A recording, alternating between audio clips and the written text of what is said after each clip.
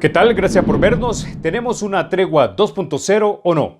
De eso seguimos hablando en Toledo Reporta.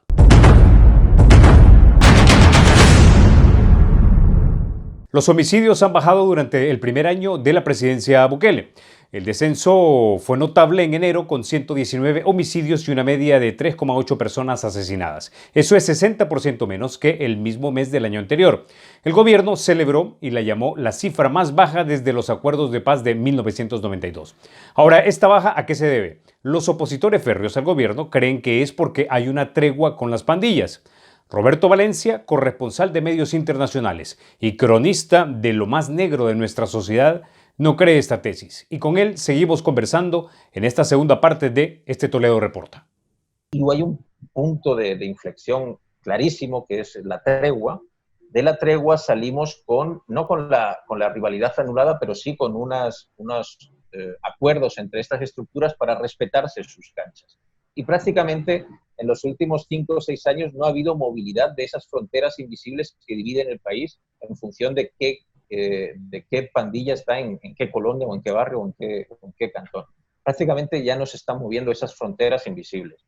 Los que sostenían esa tesis, básicamente lo que dirían a partir de tu respuesta es que como los territorios ya están controlados y ya no están disputados, entonces es porque ya no se registra la gran cantidad de homicidios y eso iría en directa, digamos, en dirección contraria a la afirmación de la presidencia de la República, cualquiera que esta haya sido en su momento, porque recuerdo que Salvador Sánchez Serén también lo dijo en su momento, que era por las acciones de las autoridades por las cuales los homicidios disminuían. Pero en este caso, aparentemente han disminuido porque ya no hay disputa.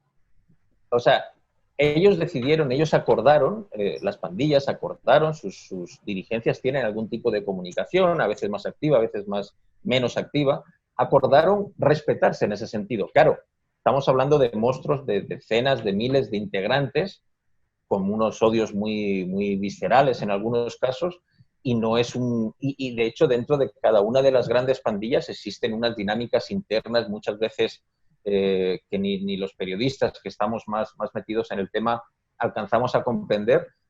Que a lo que me refiero es que no funcionan como un monolito, como un ejército, que todo es vertical y todo se cumple a rajatabla las órdenes que se emanan desde arriba. Y aunque lo que yo planteo, lo planteo con rotundidad, es decir, que desde finales de la tregua, desde 2014-15, ha habido una serie de entendimientos, eso no quita que haya casos puntuales de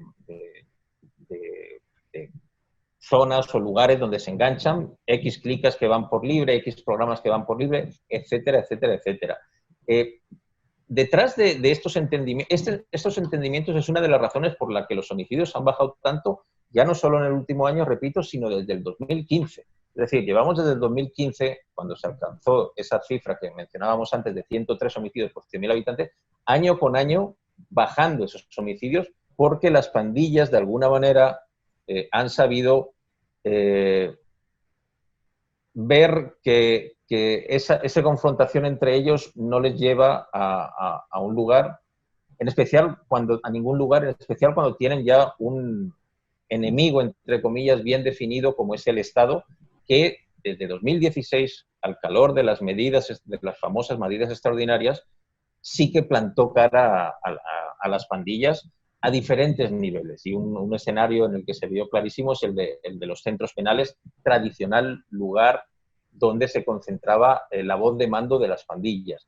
Eso no creo que haya cambiado radicalmente, creo que los penales siguen teniendo una voz muy importante en este tema, los pandilleros que están internos en los penales, pero las comunicaciones, el flujo de información de salida y entrada de los penales hacia la calle, sí que se ha alterado muchísimo.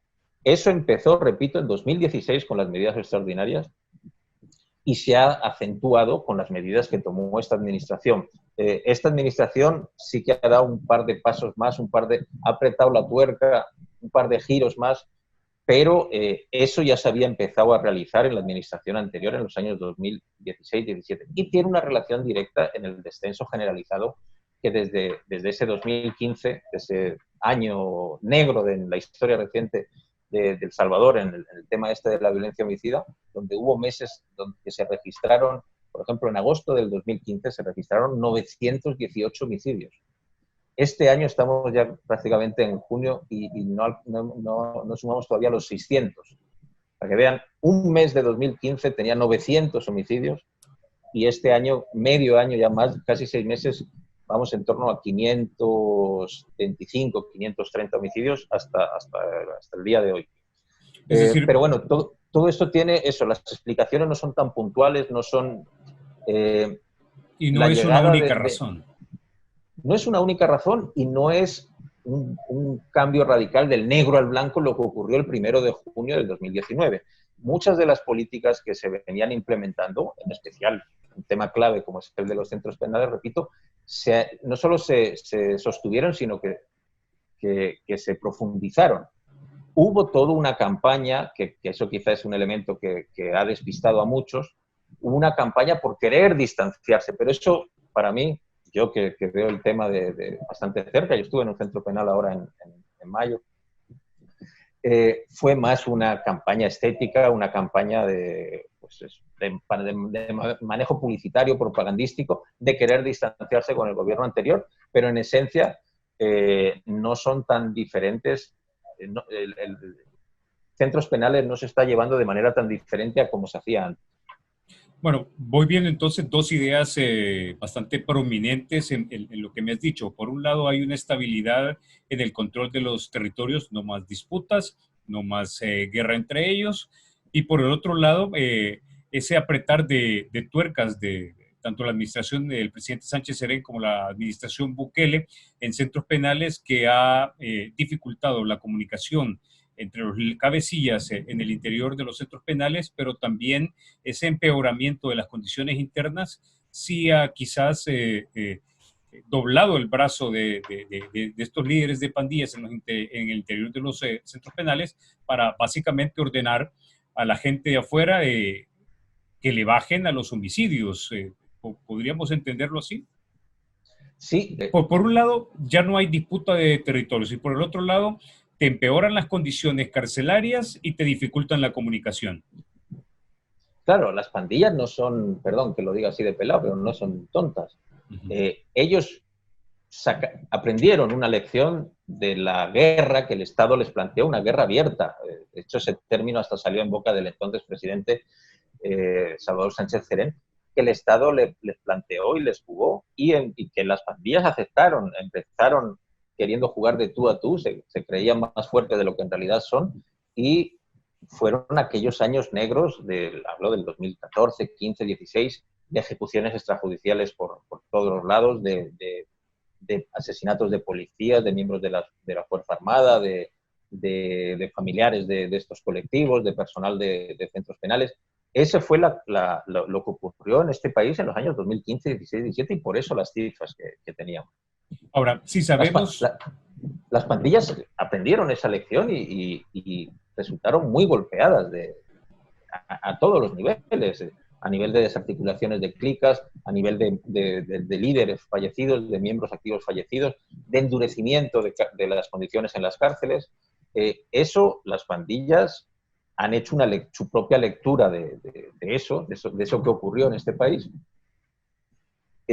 Las condiciones en las cárceles, que es el punto que planteaba, siguen igual de firme. Es más, esta administración ha dado un par de pasos que la anterior no se había animado a dar.